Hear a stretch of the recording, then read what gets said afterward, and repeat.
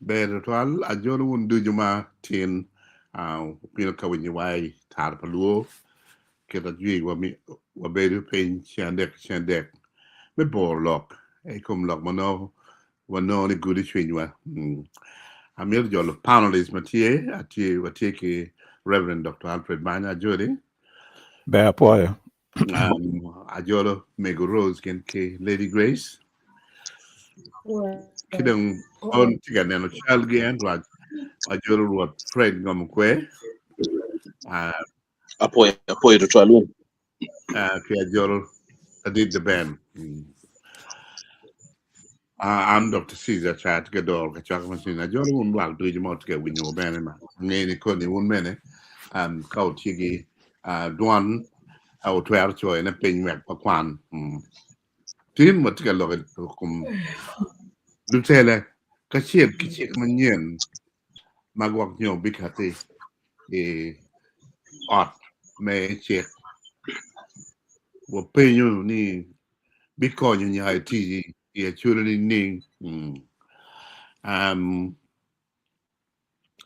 Wallo kono Paul sabil mukaro pe chan matige o kero kom dano ko dong miro ti ju betie web o coin dano chi amiro lo Reverend Dr. Alfred Panya wek en ko ya lo ke kong bot unwa Reverend Dr. Alfred Panya Be an apoyo Dr. Caesar apoyo panelist apoyo joma tin en wa ki joma kok tika winyu wa winya. Ana chako wilok ke chi gwakoni la dit ruot ngomo kwe kita en tie paju ni romo medu kita en neno kwede ki paju kunu. Ada topic wa matin wati lutela kachel ki chek manyen bikonyo nyayo tich ya choli ni ning. Man kube ki lok ma wachako kar me inge kwero Labor Day wanyamo lok kum tich ya choli kaberu murumu wa dok tich kita no kar kene petie ka kare kwede kidong kid me choy dane tich kita kar kene diu dano kwede kibene waloko ni actually kar kene kibeda bolu dogi ne kum gi wai kare pa biritis kibeda waju kumeno ento eoni peloka da we wachi actually pole no gimero tich manyao dano dok me wachi tich premier be tich magichoye dano ya choya tich medok gang chalo pu ki tich ching mogo mano dano timo gi paju beno miero ki nen ni meno tich chia da kumbe di watie ki yedo tum ki yel tela manyen chik mogo dong ki chako ketu ne mokene pudwa winyo ni tiga bina chidong wamiru neno ni ki tiki ene bigine lutela ki tiki ene bigine konyo acholi ni ning wek tij mania acholi tij ma acholi neno ni tij ma da ma pe ki di dana dia ma pe balo deyo pa dano udugi ya acholi me konyo be dok chan ma neno cha wa neno kita chan duong kwede tung bot wa kai poro ki kabedo mokene i Uganda chidong ka wache chek wa lokom chek ak mene kita neno kwede neno cha wa loko wiye kom chek ma ki wajo ni sovereignty bill ma ki kelo chino ki neno ni tia lea mada piano dio jo ma ma gene atika ne dio jo ma kwo woko mano gi miyo kony paju pian ki wache ka indo i bedo e kare ti bedo woko kadi ti tia kadi in Uganda don ki neno ni in pela Uganda chi chiki en nuri joma be gamo chene ki borri kita joma ti woko ki chwalo chene ma konyo paju ni bene ki tugi neno ni gin agent pa gine palu rock in la Uganda mone ni in be ki neni machalo la rock chikoko bedo maduong ya kita wanyang kwede kadi la dir lobo bene uchwalo duone ni en kar ma ene kelo tam i cabinet ni cheki enu ki ket no pe kelo ni ubet chek manuro Uganda nywali ma Uganda ci neno ni ci ki eno umiero ki yub ci ada bene ki yubu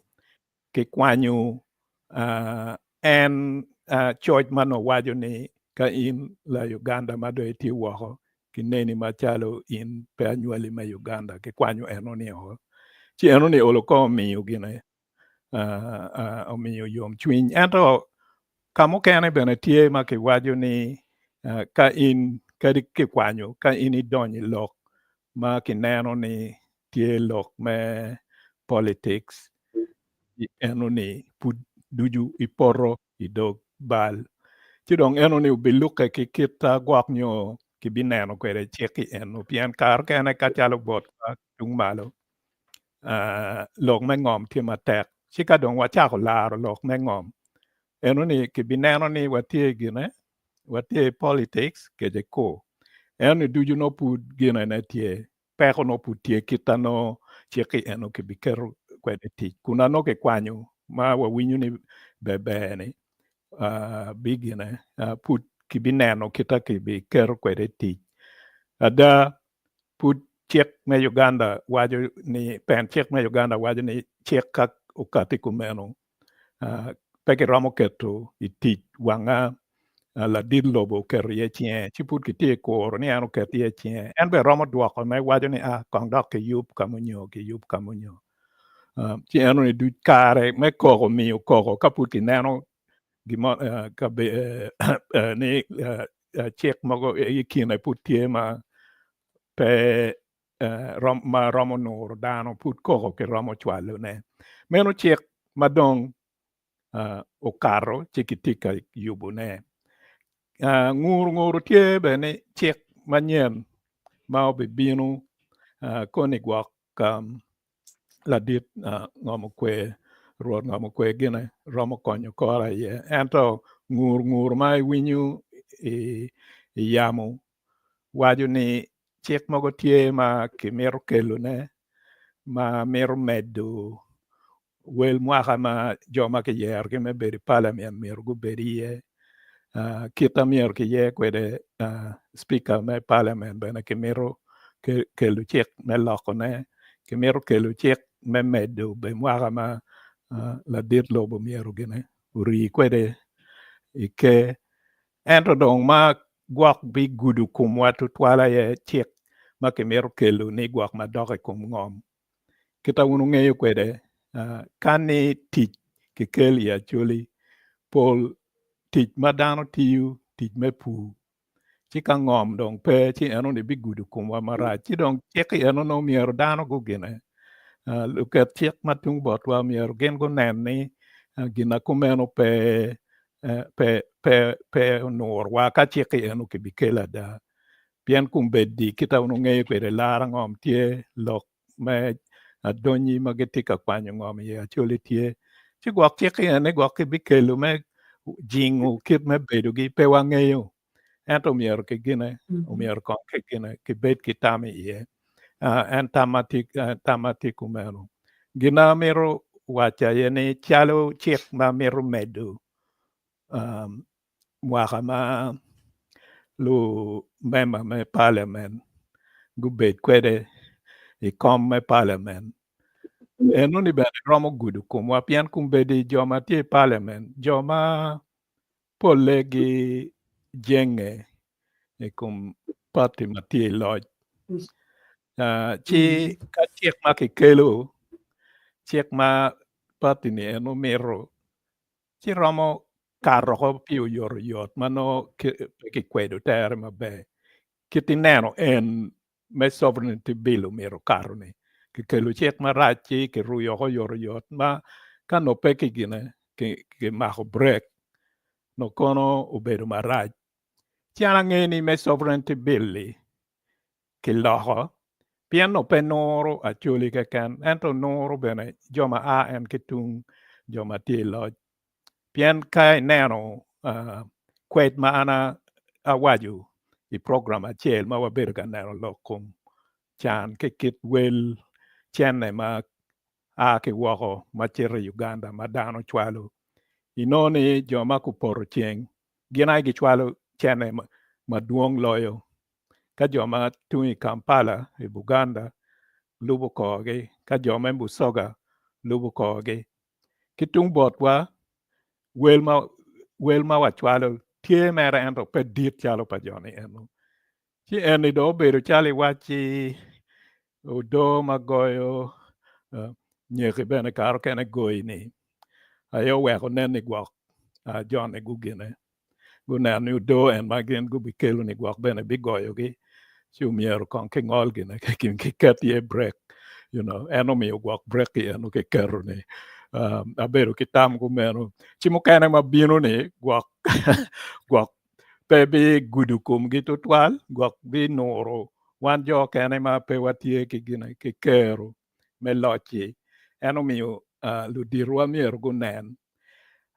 chik ma ki wachi ubi medo bedo mwaka bedo pa luket gine luket chik joma ti ot ketu chik bene eno ni kita waju ni meno pol joni eno joma jenge kum pati mati loj ento wan dong po romo loko eno ni ikin joni eno tie jo kene ma kitung botwa kido mier wan bet ki rieko men neno ni joma kitung botwa ni dirango ma waromo tich kwedgi men neno ni olo kadi dong gitie ikala magwok pe chwako watu twal kong dong gunen lokum gang ayo bet gin ma pire tek gin dong mier guti ki kama gin gitie yeni men neno ni chik ma kelo ubi kelo tich ya chuli ni ning ubi kelo tich ma konya chuli ni ning ubi kelo don gine don lob ni ning kano don lob chuli ni ning ka chik ma ubi doke kum ngom ma ubi kwanyo twer me ngom moko ki ching dano pati awai ki bi kelo chik eno atie mi mer machalo la nyut chumier gin gunen ni enu ni peo gine peo time gina miero ki ket ye wang eno pien jo anyuala chuli madong gitie en ikala moni eno ni pedong waromo bolo gi pien dong gitie ye umier kitik beda poi wigi ni kama ini aye pire tek umier pe weke kadi itie ka bedo ni eno ni umier ti ki bedo ni komi eno me konyo pajo kita wano waju ilok me kita chuli neno kwede ti gina tekwarwa tich miero po be tich ma konyo in na ken miero tich ma konyo dog ot tich ma konyo kaka ci don ka in tiene dog tich me ketu ot ketu chiki miero nen ni eno ni bene pedo bed me konyo in na ken miero bed me konyo gina jomo yeri ki atigane kaka ma ini ma ini ki iye dong panyang ka weko ginana mero wachune ento me yabune wiye ka weko kenyu gwakoni kano ladit ruot ngomo kwe romo luku ko lokane chien dong romo medune ki wang manon neno Jimmy kitung tajo kuno apoyo Anapoyo if I look my wife Alfred yeah look my bed the penyu la penyu my bed check machado kibekele check manien ma dog ko mom nen tell where what penyu en ni vinya teach you go you be ken pero Amil long road Fred ngamakwe recommend look and dog mail kat chicken man trap well gam Anapoyo dano dichi amiro achake kama Dr. Alfred Banya Ogiriye ilokum chik mingom the Land Amendment Bill Land Amendment Bill kibikele nyim parliament chik dong wajuni kay nen inikate ki neno mamegi may tamo ni twero ke la loga ikin pin mano loko ko padano chik enoni ka tamba migini ka gikele nyim parliament chi members ni parliament gen gi ngiyo iye matut chi gi yubo chi dugo chik kado dugo chik chi kitero nyim president kere ye chie ikumok mameguni chi chik enoni dong chago tich kuno kitero in National Gazette. Kitero National Gazette pien dugu gin pawan duchu. Machel lutela mawano chwalo gi parliament ni. Menu wangwa emo. Menu lu owa. Dong jimi duchu ma gen gi chero ka timo ne. Gen gi timo miga ka wan. Owego chik bene wajo ni. Gin mo ke ken ma member mi parliament. Tika tero ne inyim parliament. Beo bet gin mano a kibor luak. Neno paluak, tam paluak, mok paluak. Chi, kay nen kitero, chi dugu mekwa. Kay yine je dugu peny manok. Inoni, Bachalo district, in your region, gen gitwero kate ki chik ma megi makiluoni ordinance. Ordinance, ka uchero, enyim attorney general, en neno ka piyoke ki chik. Tego noni piyoke ki chik chi duogo chien. Chi wajo ni lutela en mi era enoni be gen gu katu ki mori kome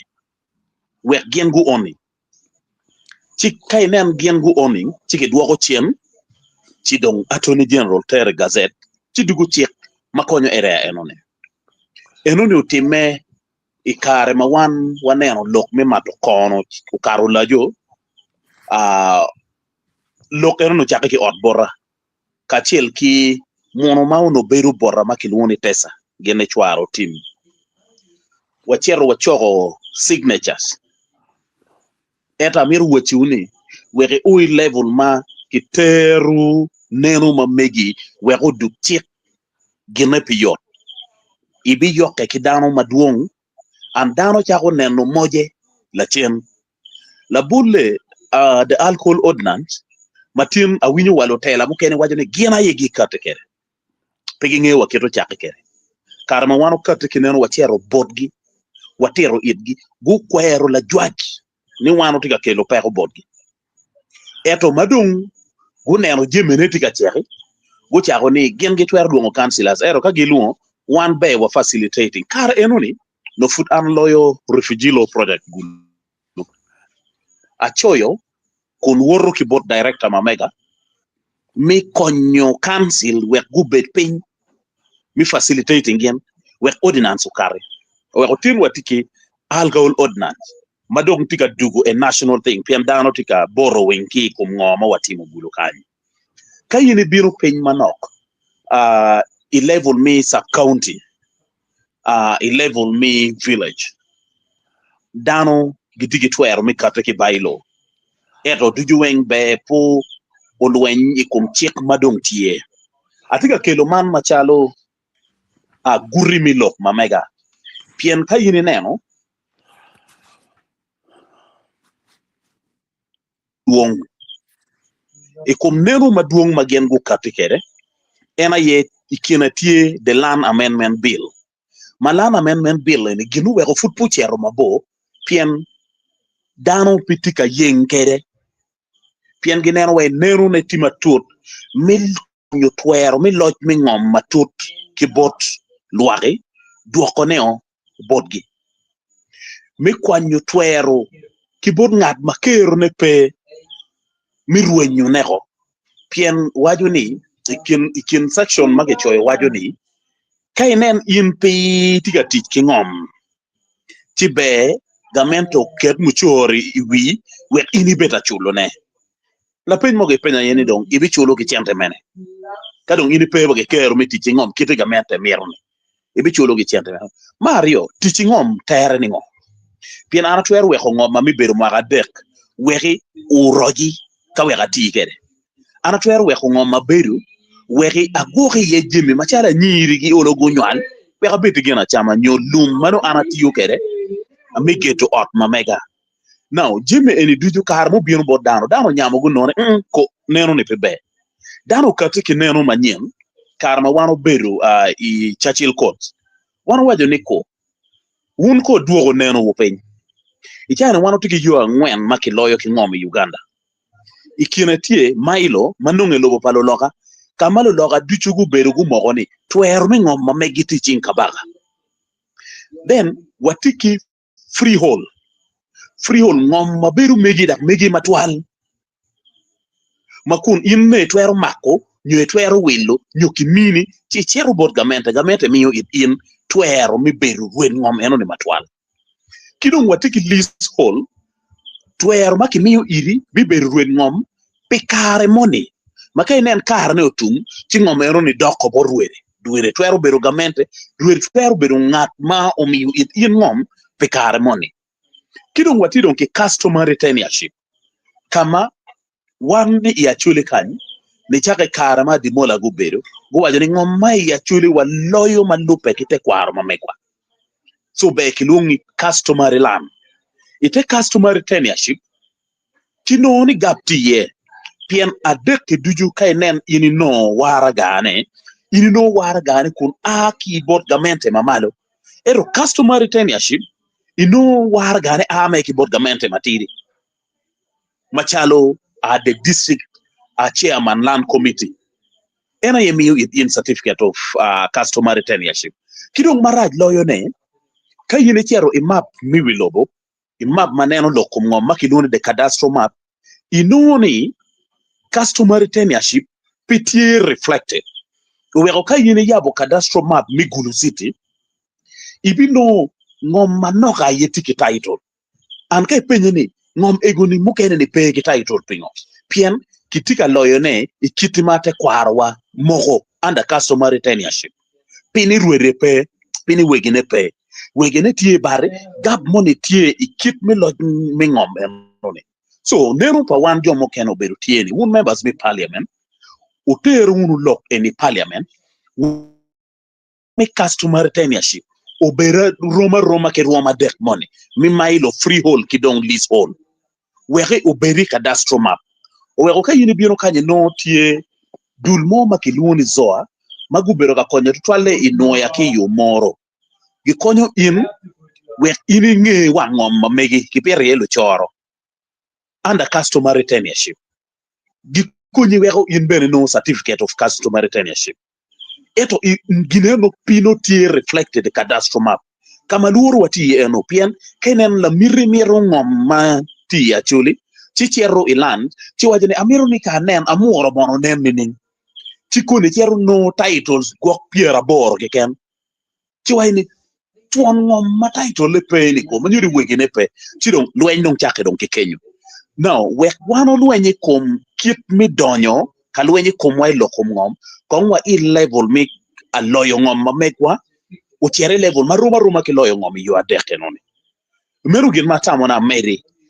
ilok pa Dr. Alfred Banya pien lok eniti kin lok ma weko wano chiko members ni parliament ni kapo bitimo kite wano wajo ni chi pudugu uno kanyo pien unu bidugo kanyo ubidugo uno kalweny kwedwa pien no uno tero wan marach obi weko kero wabiru pe wan po watwero chero kanongo loans bang pien customary land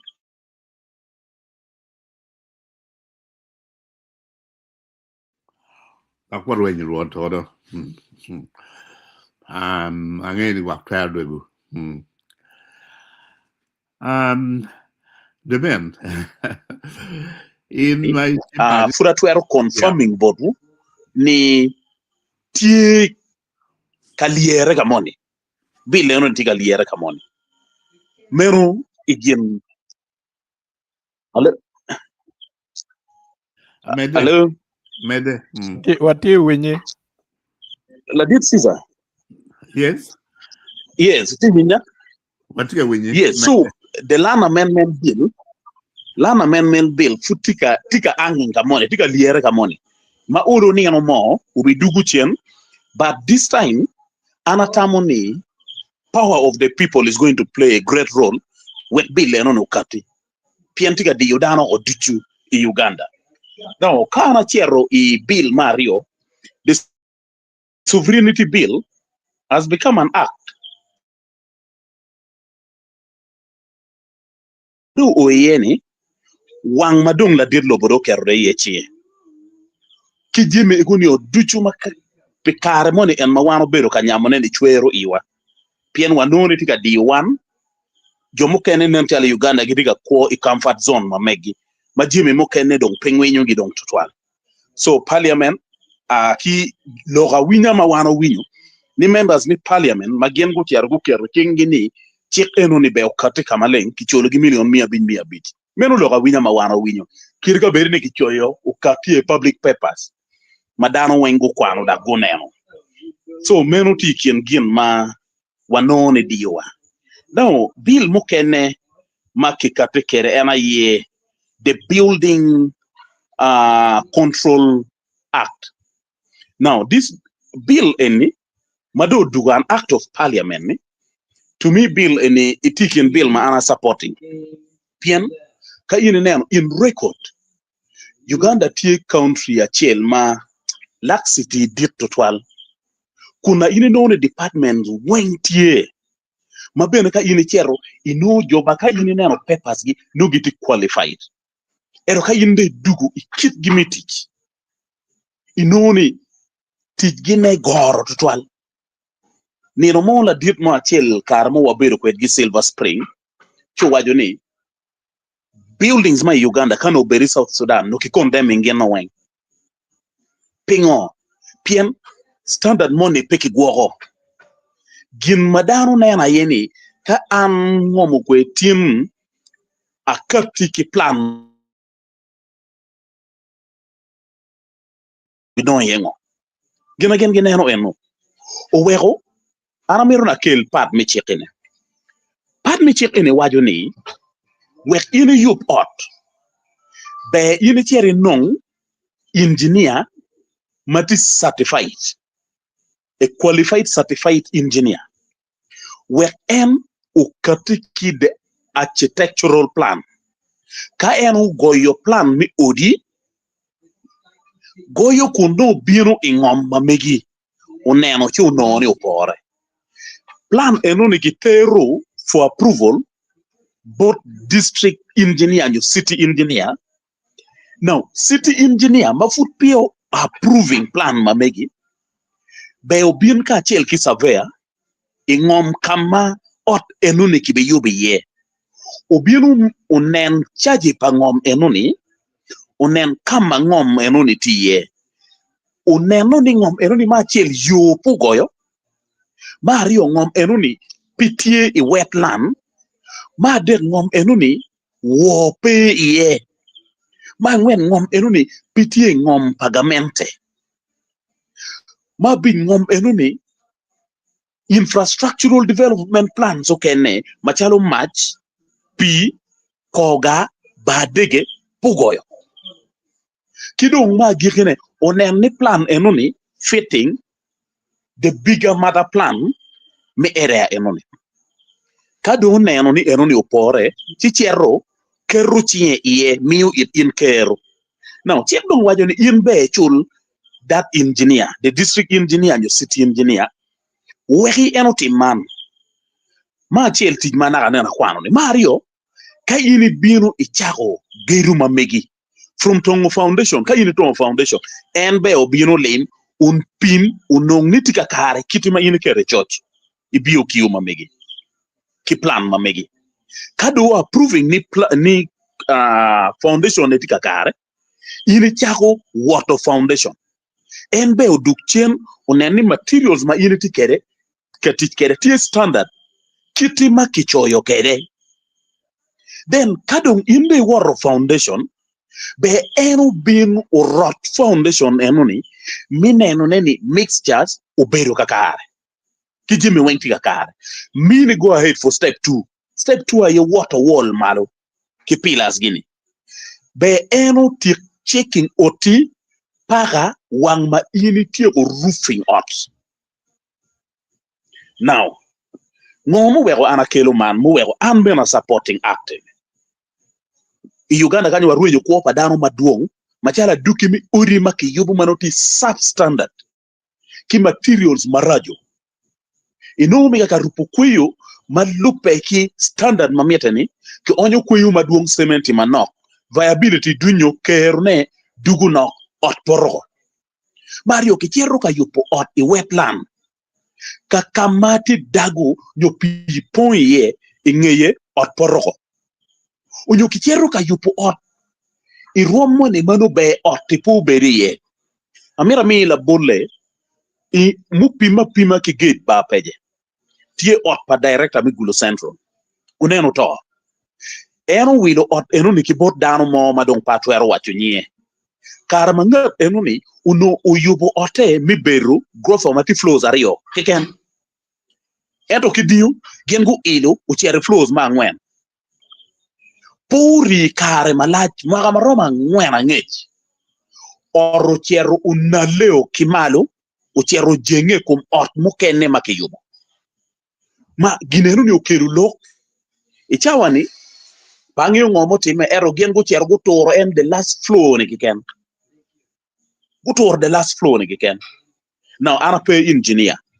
bangyo implication of toro last floor enuni ya nim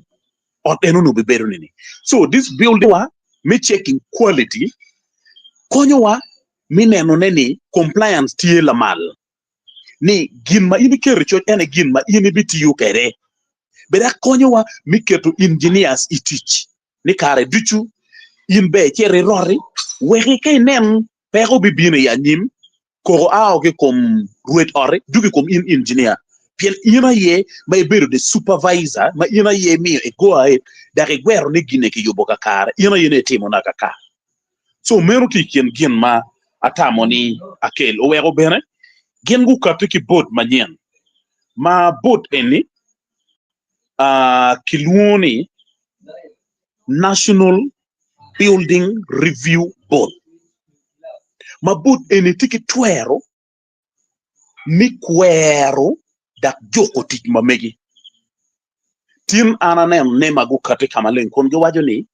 gibi mugu tek ot mo ki kene Uganda maki yube wetland anatika korne kalok eno bibina da tumika lok eno bibina da ya beru yom pingo pien Uganda nentaro football nano raj papi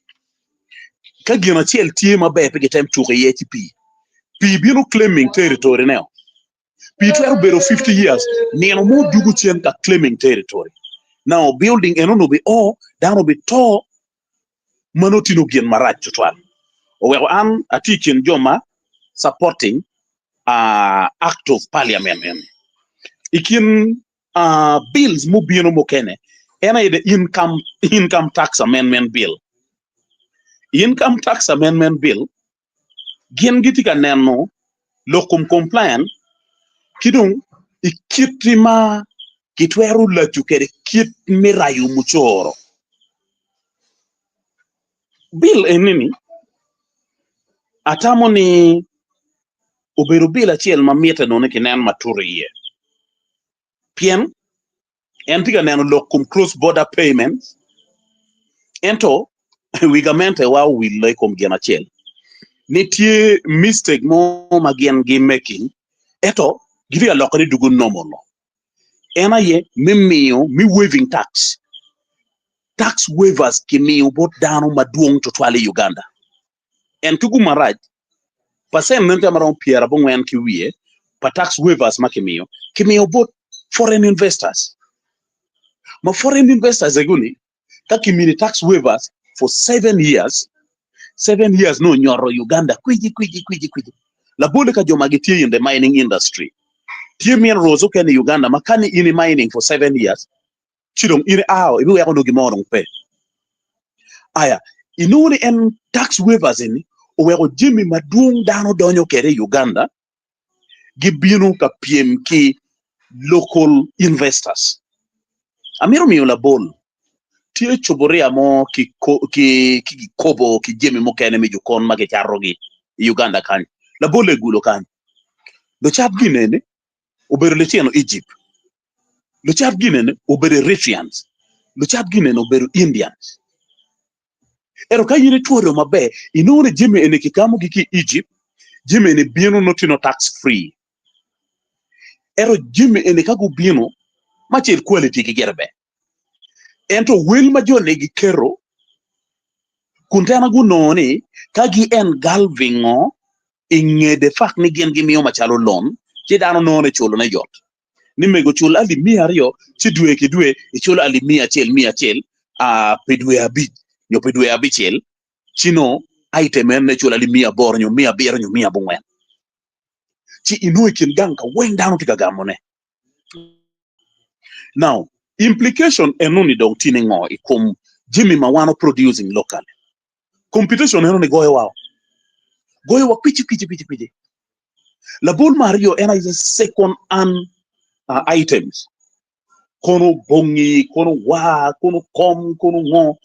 jimmy mabino ke wako second hand ne gentika bino ka PMK our locally produced items ichawani chuk pagin makara ke ana wana duon ready made chukati la pen chotwan chukati la pen kitian lok ni dano no yor total me chero ka wilo bon ma ke luona jaji rukune te tiano mano gi kero ne i bon enoni is okay o wege chawani ka yini chero ma chuk lokeo aya madung raj loyo watiki joma gien go doing business gin young business kido watiki wana chuli mukele ma wano donye business we wan young business bene to amiero young business kayini wore nyima lobo wore nyim chuk madiri wore nyim bus park machoni ini winyo megaphones matino mano gitino kareru bag sali ba pa yini bi chere bi wilu bag eno ni kibor la loga ali ba pa ibi chero bora chuli tiga charone ali piera dek now kayini wajo ni penye ni pingo will eno ni tie mutang totwan ibi noni actually spends a lot of money minongo gine eno ni pien ma tiel muchoro kero mario kiti ba en tika pango kere kenyu tika pange wel malaman ma de wel ma en chero gamo kere ka kelo machara wel enoni tila mal to twan makade chara ene wel mi ali ba pap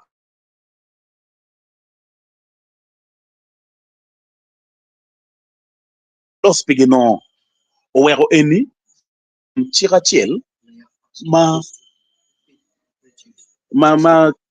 pol kar ke nen kitika nen no ne to twan chi jomo kene neno ni loophole tiye kidong watidong ki lotteries and gaming amendment bill 2026 tugu enaki luone gambling tugu enaki luone betting ichano kwanyo ko pa bulo ichano kwanyo ko pa lodiru lo puonje mukenen chama be obed kere ot kwan ka puonj notine betting center tino ka betting o wego quality miti yudugo pin results timarach jemenetika dio dano now itichi ene gem iwajo ni gitika kelu 30% tax ikum chente mogi ken ma ini loyo ki gaming center an nero gitiene eno be konyo mi ilu wel muchoro makichugo wegi u kon chip me running businesses ma pat matie i Uganda kanyi ikawa ni gima nena ye politika wot ikabedo ko duchu charo kama inen machine and me gambling tie gidiga chokone weng kun giwajo ni gipe ka nongo muchor gamente piti ka nongo muchor mo yan kiye which to me is also true pian ginu dugu duo karo and dano tika dene iye chan pian gin mo gi kana ki no matide ki rinyo ki cherry iye kidong watidong de ki the excess duty amendment bill 2026 ma eni gin giwajo ni tika konyo kidmi ilo ruom mi muchoro mano ki jogi kom jimo chalo mo sukari mo teru kidong jeme mokene mano twero kelo muchoro itedero anamiro miyo kogo na kanyo pien muchoro en makitika ilo ne eni tutwale ka chale modek pol modek wakanyo wano noy kum sunflower modek mo wanoy kum sunflower ni sunflower ki wilo ki bot lupu manyure ka yini wilo sunflower ki bot lupu be bini regi ibi mo I packing ka yini chari. Now all these processes implication no be doctrine bot lupu ni ka uno kila chiel mi sunflower ki wel ma liba chiel mi abije ichan ki bicharo wile wel mi chiling mi abiero pien ng'at matie ka producing more eni miero ni inong mugoba money. So at the end of it all dano mano gen gi piero ni gen gubi no chente manok we ngap eni beno eno nong mamege pien after all ena you be setting well enoni ni a really well eni and he is probably the only buyer la bole gulogan tere bino no olo ya tourism ye wilo sunflower kayobo mo enoni kado dictating on well no don kire eno no bichare jemo go chalo soya madano tika pietone kone tamone beo il a kero ni michulo fees ki jeme mo keneni kidung ma gikine ena ye VAT eni kitika neno nini kainen muchoro makichulo ki ilu welo la bulle wan jomo kene wachulo pay amiru mi chala bol mi pay which is pay as you earn yene cholo and raw material ile lobo kit chelia di ma yene cholo mama yene no ma chala muchara ni o wege chawani ka yene neno well market taxing in Uganda is in excess of 34% of your gross. Now 34% of your gross kaki taxing chi wego ini no chente material to twal as your net. Now VAT eni uchake tin uchake wachon ma wunjo mokene unu ngeyo mabe ikiani gamento ilu mirene kineno neo owego VAT maki ilu eni dano ma polti nongone ni obidiyogi donc no kama gikaye la wula dirlo boki swearing o yen machal president ni Uganda kirga beri controversy so bero duong pol wi lobo gera pegu miti bina ye joma nok go bina ye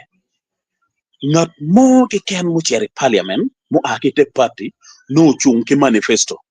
pa party la bole pen lok pa NRM o bero protecting the gain which gain mo kene wan joma kene wo failing min yang watin ergen go protecting the gain ikine matiano tiano magen gineno era yilok minyayo lonye ching dano kien mi lwenye corruption kien mi meto ke romiriego lwenye kum kuya piny kien geme mokene now kiti madung lutela wadung magen gitite party NRM gubi tiu manifesto eno gubi loko wego dugin ma wano twero nongo moja kiye is the biggest question ma ani nero ma mega tieni do kin gang be gubet kinget ikum nero eno pa NRM we kalutela gi magitite party NRM gudugu T accountability gen gumi based on manifesto pa NRM. Kayini binu bot noob tika neno New Uganda. Noob neno the entire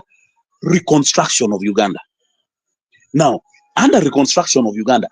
PTA sector more manubu were untouched. Education, health, kono every sector. Gengu utiyo weng kunge wajoni sectors anywhere otie o mamite ni ki mwongio onyo ki kel manyen weri Uganda odok chien uchak yweyo mabe anane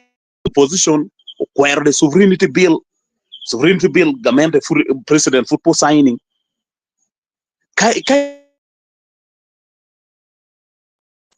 then that is okay but wangeni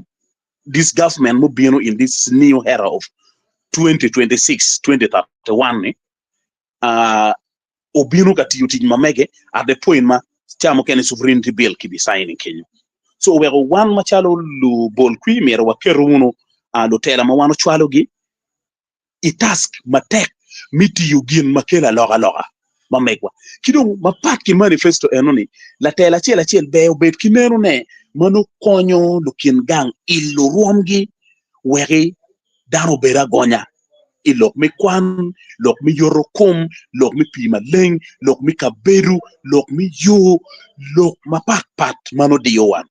chipi chawani ko ngunu ye anagi kanyana poyo tutwa Poet it was ruột I don't ye matut mana bad okay you're being about the band and bene chicken in ma walk nero che paio che ang mom Ana foi matek foi panelist juju a foi luak matia neno wa ki wa tiene kauno ni na neno wa beri bola chel ka lok wan ki fred ko anyono tiene ni jali te kare poina piana no no lok mo kede verero do ye ma perache piana wan duju wa te chwalu lok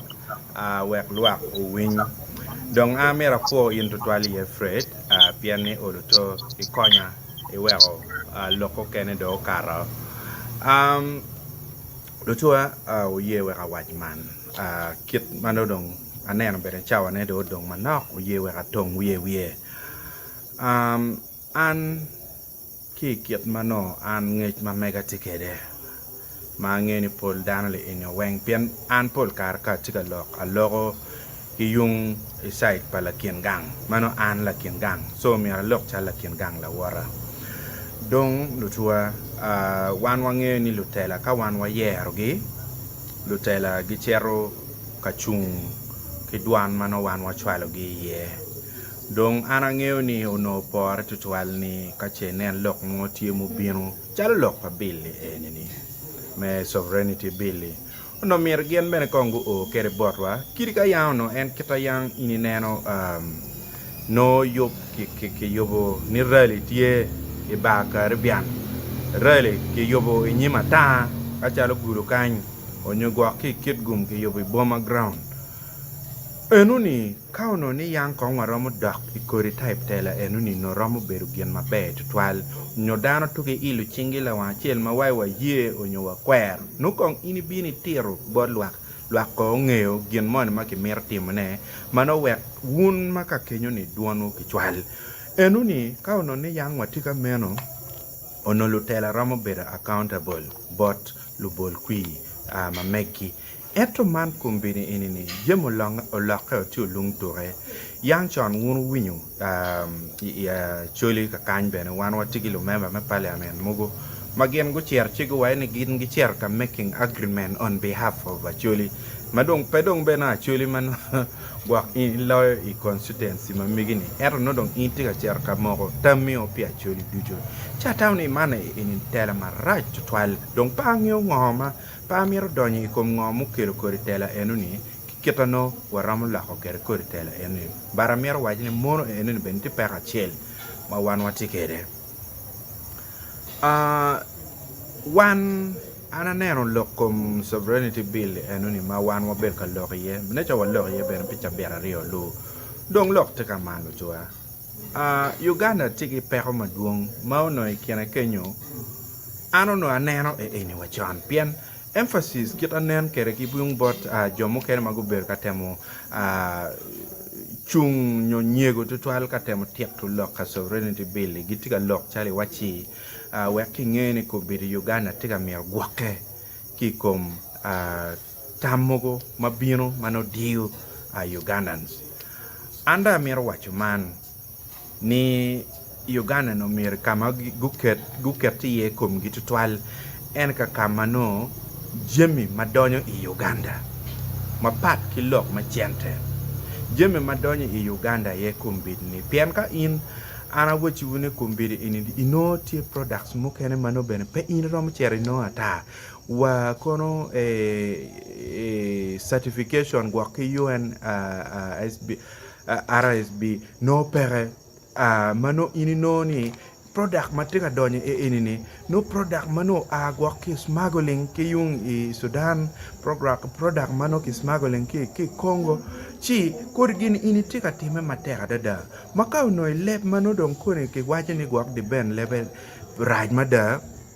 chuna wachi Uganda terra no tituolo tutwal ma no mir ko mi manok pien biru chali wachi gin mo ke ken mu binu dong Uganda peke ki ngej pien ka ini neno chingcha ke tiga mako luogi dano magu donyo I wi ali ikar ma gen gi donyo ni nok loka kata gi ngono temo ni ning pien pedak gi romo pie ki parachut I Uganda pedak gi romo onyodak time o chalne gwa kongi lwinyo ki te pi ka dong gi tujwa Uganda ka ini neno bene kitano chao kene process me boda kono ki kwe gini enuni uno ki timu kere jemi ini nena ni donyo Uganda yot kai por ki donyo ilobo mukene ni noti jem mukene ma noti standard eto Uganda pangeyo in kombini ne chak lok mo ke ken ki muyini mo onyogwa Eritreans mo Somalians mo nyogwa ngar mo ma a kilo mapat tek don yang lok ma meguni obi oi polit dotum obi bago doge I ruwa mo ke ken ero noko jenye manane na dada chi mono enu ni nyura tini joni gi pere ki ka taj ma nyur ni umir gin gu bed guri I Uganda nyukiri peru gili enu ni noni ka gubi donyo ni gubi biro gubi timo ngo pien pa wati ki gin mo ma nyur ne ni ngari enu umiro utim gin eni ni kidong gini eni ni ngata eni gwa nyo pera mo timo ne chali lobo Uganda wa peke ki gini eni omiyo kumbini ni ino ngat ma ke luone investor tika biro ka piem chato popcorn ka goy chapat ka goy Rolex ki dano mati boto ka ene so lutiano mate tiano inongi timune ni aya ngat ma en ke titi luone investor ni tika goy Rolex en ngano ma mege peki kerie muchor gen mo ma mege peki kerie muchor ga ego ni weng muchor peye in keri mege muchor tiye ino ngat mo no tika ker mege wele yot eno ni wapiem ni ning chi anatam ni ka pe kong wa chako yupu gine ni pien ka ini neno kumbiri dukani weng dong ka chato weng eni ni pien wan actually ka ini gwak dong ke joma Uganda ka ini ka de no dong Ugandans magiti I dukan ino no tilo loke nyankole ene gitiga tote ka ilok machat kidong Eritreans ki chai egana ki Indians eguni ene no gen gitiga chat wan chala churi dong gino mo pe ker mo pe pingo pe kong Uganda meka kachako neno kuni loka muchor gi kita frir kwano gini ni ya ki mer muchor nini ma muchor be pole na cha ki chama ni meka kachako neno loka medo ko loka muchoro ma muchor be mana yang be pia winyo ni ochulu banya ma Uganda tikede an pia winyo ba ni ya muchor ma ki kwanyo dong ki chulo dong ki banya kumbi dong Uganda dong pe ki banya palogo mo peke chi anatamni umir Uganda ko Ugandans ocha kong ketu chungi ikom metuker pa anywali ne ka chile mi jem mugole ene ba po beta dan ka moya ako ni PDM gi ko nga gile ene dian ge nga dan be maru kino li weng dan be timu gi jem pien petit yo mo ma kitika empowering ki dano yani ka gini ini gamo itimo kaka man onyo restriction mo ma di tutwal pere line enuni wek no gin mo ne maki gamendo planning uti tiche gine dong pe ka dong I chero beru chale waji campaign ma chwala dan Saudi Arabia indong you are on your own tek de o kuno ibor dong ya ka kuno mor kiri dong ai rabu tiga wunni dong no pe ram da ka cha ko bot campaign kur perle enuni en wan ma tiga kere ka kan chi don keramo metu kerpa anywali me Ugandans ni ning man in anatam ni kache nen Uganda no kongira mo chako ketuigi no ki kel and bills mano meru kerpa Ugandans ma pe kwanyo ker ge kwanya pian polele igani wen kitiga kel jema kwanyo kera kwanya madong ni mo wabi beru dong en kitano lok ma chik me log manyen wajani lo chan umir betio dong en lo chan jomon ma gitigi chiana mana nake umir go gaka kenyo ki dong lo lonyo ki kome dong gak kom lo lonyo si anatam ne kape ki chako neno la kuri jemi machalo meno gien mano konyo a anywele me Uganda ki ilu ker ma megi lu tim biashara mano gitika timo biashara kenen chalo kumbiri ni boda gitika koko matek tutwal pien nong tik pere dano tika koko chiana matek tutwal i Uganda pien nong tik chiana do doko noko jo man ma ki kwanyo gili en man middle income earners money en machalo wegi containers ini ene no chiana tibot gi man kumbiri ki balo ke go kerge ki duwa ngom joni enini ene no gi or boda ni chere gama modek chere gama jabon chere gama ge chino chiana ber ka longe kin dano man kumbiri ki containers ma peni ka bolo mo madong gi pere kubi mano olu chiana no gora ki ieni dong pere dano tika deno chan ma tek tutwal ci ana neno chare wachi Uganda me chako ka donyi gien ma para bot ma peo bi konyo ikir me don twalo Uganda ruom mala mal no obi balo ruom me chan pa anywale ne atawno Uganda mer ko chak neno jeme egoni piane man kumbiri dong en ma wan walogo ni jemo do chak to ba angene gulu sitri wunu neno ti lu kay lu tiju kene madongu chako jemo no dano bi chako jemo ariat dano bi chako jemo gan kwan dano bi chako jem kwan chika dong chiana dong be pere ching dano wunu bi neno dong kira do be bale kere chi eni no dong en kit mayang achulo wanyama udolo ma chiek ni liej u chako yen mela mok en chi enu ni ena nena chalo gien mo mara tema ana poi tutwal pichao mado diwa dong paro mo cher ma bo tutwal ana poi panene poi di falde ben amir bin won me ge Lady Grace ke Christian ya loko mo pol tutwal pe loko dong cher bo gamente ko ngade ni loko pol pe ikana po utwalo tine po kitang tichu magiti na wa ka ber ma papa po tama wonu tikere wen dong an lok ma pol pe pien lo loch me Uganda gena donji ma pegi taw pi Uganda giti mo gina gen gitwero dok giti ki lonyo gi wen ka ber ma papa maka mun eno to ngat yo chalo gogi gen to be neno rache lo lot makitika lo Uganda pe Uganda kado walogo ento wa pe ki twer me kerneti chilo ti ma wano chwalo gi ni ku cher gu chung piwa mu kono kongu ken gu bini kin bajo lo ti wa ma wano nywalo gi we wandung gi yer wa en wabi cher do e parliament wa mer ko mo cher ki duon ngoma wunu tamu kin matika time kuman lo kingang bene gi nyang wa ber ki kuch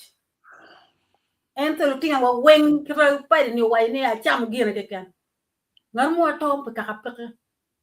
do ngar mo bi chung pe ka chu lu dong pe nyo ka Uganda nyo bi Uganda pe pa nen kwa ni tie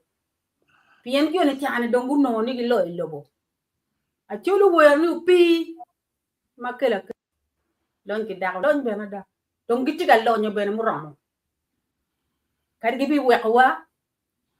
pa nge kita dok Uganda bi dong kede kanen la tela me Uganda ki kom la tina nyoli me Uganda yo be nwa ka pia ngwen kono Uganda tima pa nge kono lo bir ma dip kenen wana ka yanga wan tur watiem wo me ki ti Uganda tiga to ya chi ama chalo mego lo koni nga ne patwera waje ma iya tiga chuwe ye ke ken ko teme ki te ko mere lok bene konyo ento pangeyo waloko ma tek tutwal madam be mi comment ma be to tika lok ma be ento ketiba pien lo te wa wen pegi tika chunke wa kaka mo kene enda ka botwa ni dong ayela pe pa loko ma duong par nyang lok bagamente ti agiko kon ka kan ana po tutwal ana po emada Lady Grace apoyo viewers Poi do panelist wen magulok. Lok mo madak abanda bi raw me de pere timba. Pian lok mo a ke gang do te bu te lok ni wen wan wa mi mer po chicken. Pitin ni wan wen wa punyo punyo be lok ma pun. Beats ma gu kate ma nyam ni gini wen. Pa poya. Christian. Ako amor wo weng. Ra amor viewers o weng. An ba bilo charo la mego na la mer en kit mo lo kere Lady Grace ni lo ke ni pole weng lo matitungang. Wan be wati winya wati winyo ngoma tika time jim ni weng tika time keto lo tia wario eni gutero ngom kwe gini di ben gutero. Si dong gudong am pada bilong madung pa bi merie bat mer lo kabile yeti matra yeti ja mia poti me ento dong wa binano ne kanyin jim wen wa ching la chui a foyo to a deal man Ana po de twal. Lady Grace watike duan ma akibodwa. Comment che le kan pa ngen ka dakta no me do gi mo. Dakta ne me do gi mo. You're muted. It's mute. Pa mer gi mo enta mer agene poyo la did the band ki agene umera la did ngomu kwe atira ne kita enorie yu kwe de bill ma papate sidong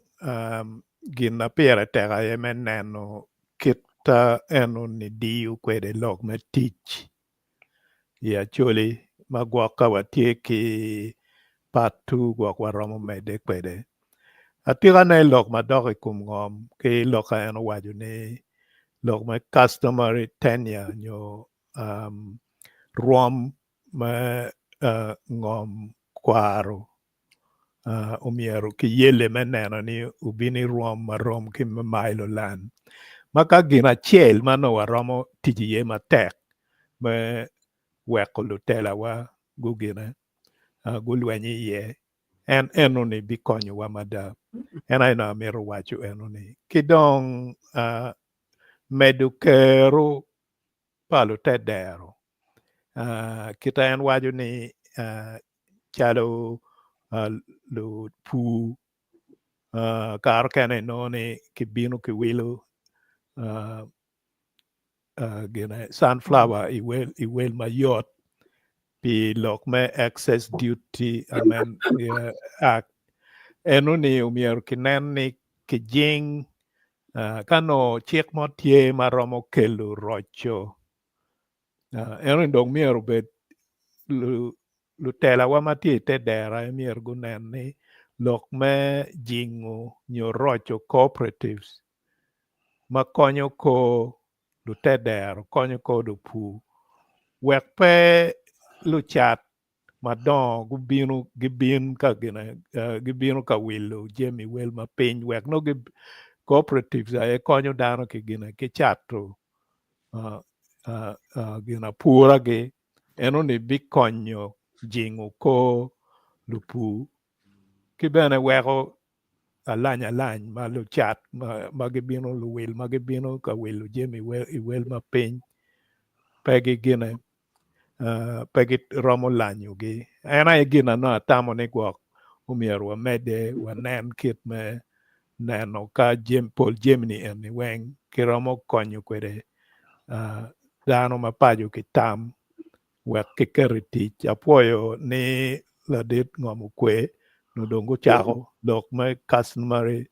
tenure nyo ilu rom me lobo me gina ngom te kwaro wa me bino i level achiel chalo me mailo len ki jemi mukene ni pien jemi ka penen i map ka penen i document chino adane pe no dano pe nen ni no tie eno mi wa tie peko me lok me ngom eno apoyo Ana po de twal. Okay, Lady Grace kwan wen duan ma akibodwa.